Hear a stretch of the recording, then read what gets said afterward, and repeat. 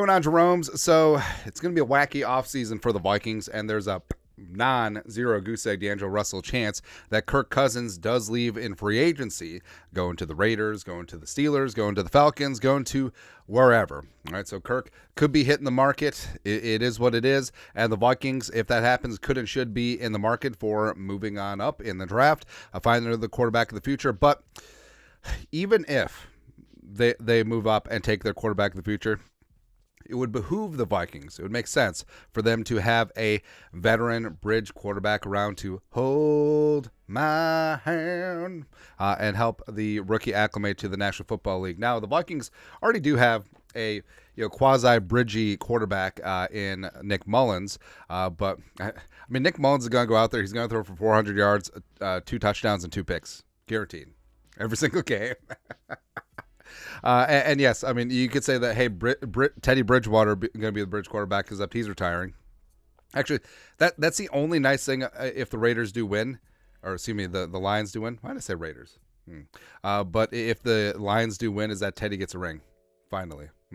But here are 10 shocking, surprising veteran bridge quarterbacks for the Vikings. Aren't named Kirk Cousins, not named Nick Mullins, not named Teddy Bridgewater. Number 1, Russell Wilson. So Russ is 35, sure, and it did seem like the last 2 years in Denver with Nathaniel Hackett and then Peyton last year, he's taking a step back. And Denver traded heaven and earth to go get him. They gave him a stupid-ass $250 million contract. He's certainly not worth it, and they're going to cut him.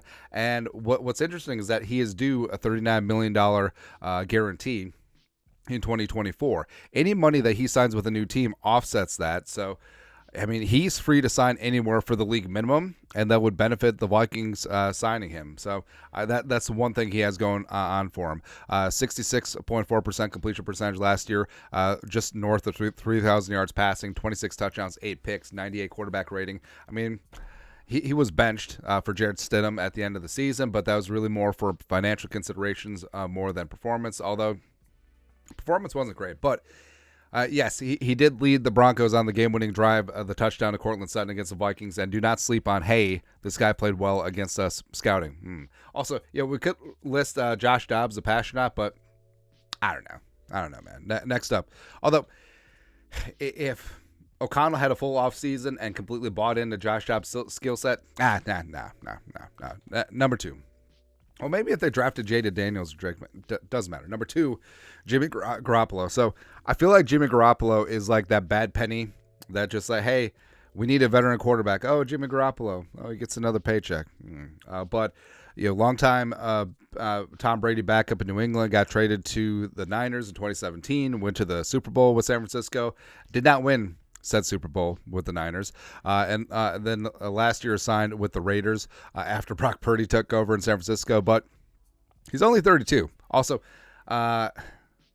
one handsome bastard. We will say this. All right, so not Nick Mullins, although Nick Mullins is fine. But so the wife, my wife, where I'll just randomly, like, if football is on, or like Sports Center is on, or NFL Network is on, and the wife walks in and be like, oh, he's cute.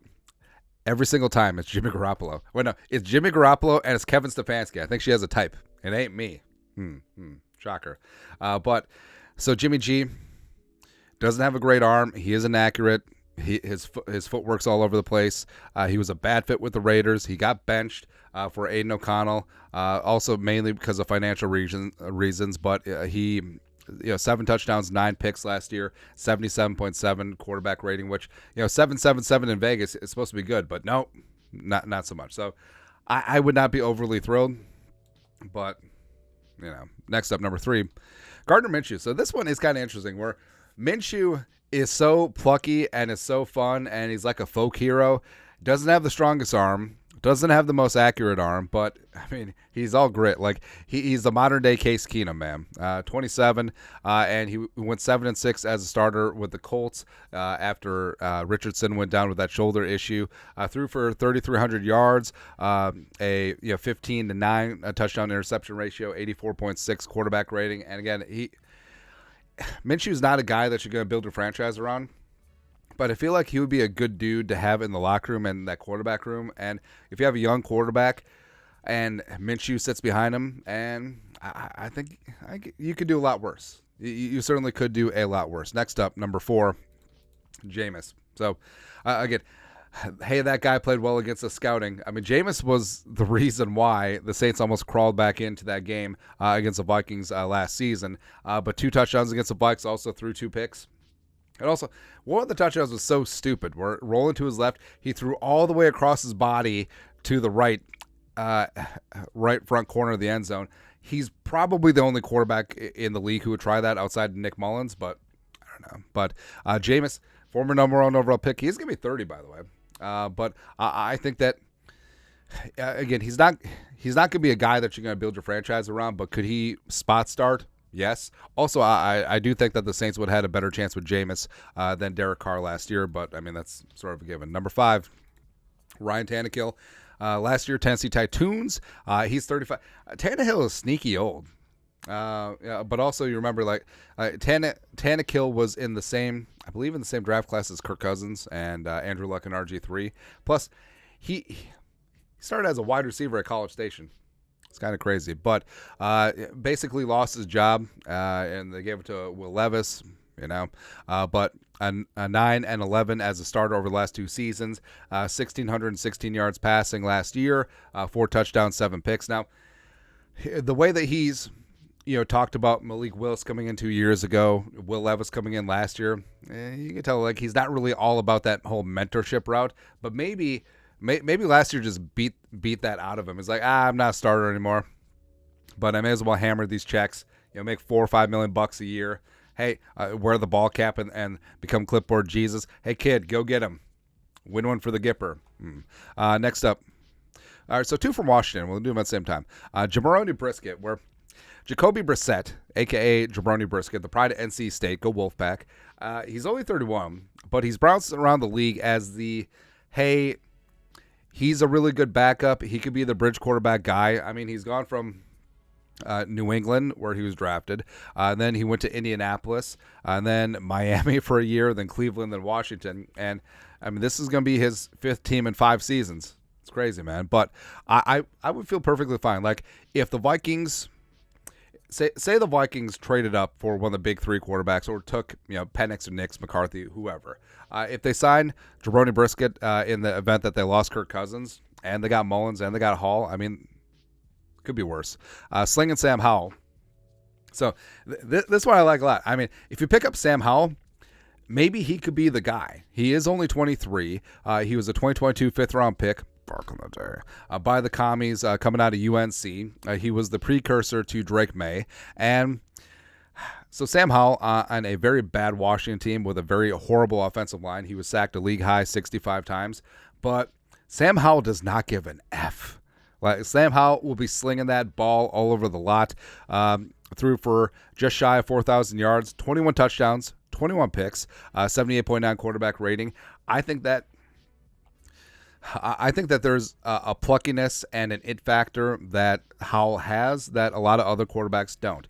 Is he perfect mechanically? No. Is he the most physically gifted guy in the world? No. But I just like his attitude. I just love his cocksureness, and I think that, if Washington does draft a quarterback at 2 or move up with the Bears at 1, and they give up on Sam Howell, I would trade a 4th-round pick for Sam Howell. Why the hell not at that point? Next up, number 8, Mac Jones. No.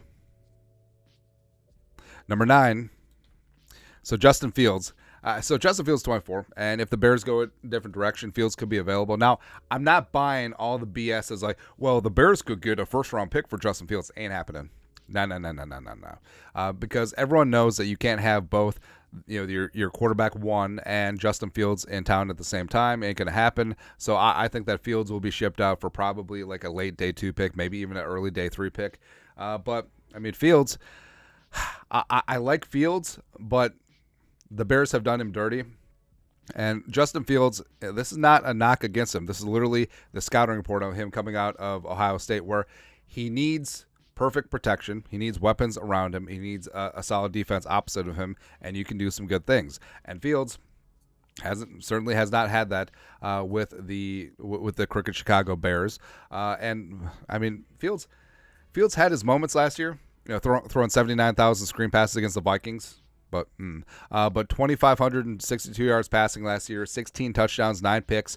And also, you forget, like, it felt like Getsy was trying to just put the governor on Fields, trying to make him a pocket passer, but his running is the best part of his game. And he ran for 1,143 yards and 8 touchdowns in 2022. He actually finished 9th in the MVP voting back in the day. And it obviously hasn't worked out with Fields in Chicago so far. But, I mean, what revenge? What revenge would that be? Where Justin Fields gets to play the Bears twice a year, and then the Vikings pick up their future franchise guy. Well,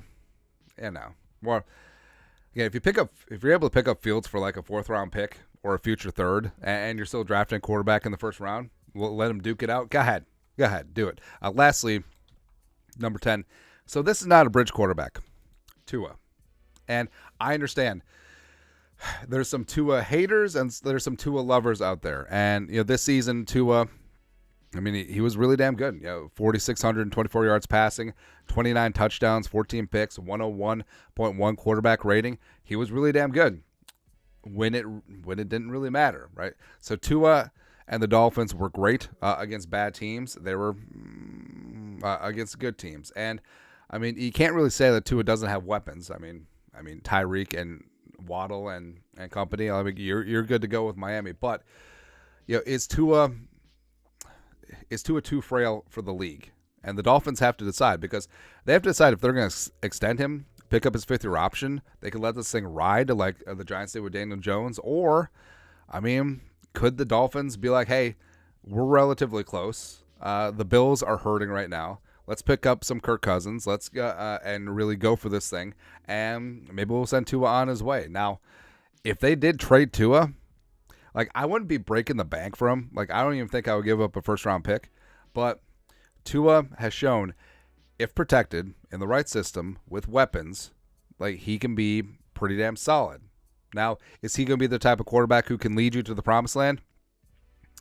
I think you could win a Super Bowl with Tua.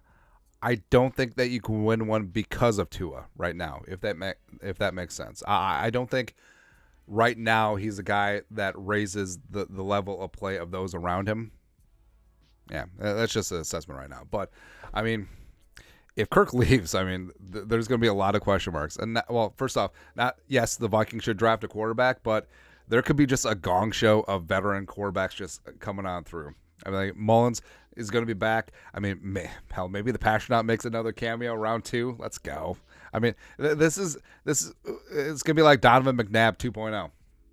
Who knows, man? But that's it. 10 bridge quarterbacks for the Vikings if Kirk Cousins does leave. Let us know your thoughts and our thoughts in the comment section below. Subscribe for daily Vikings takes. Want to support the work? Put a little something in the Venmo. But till next time, Skull Production Value.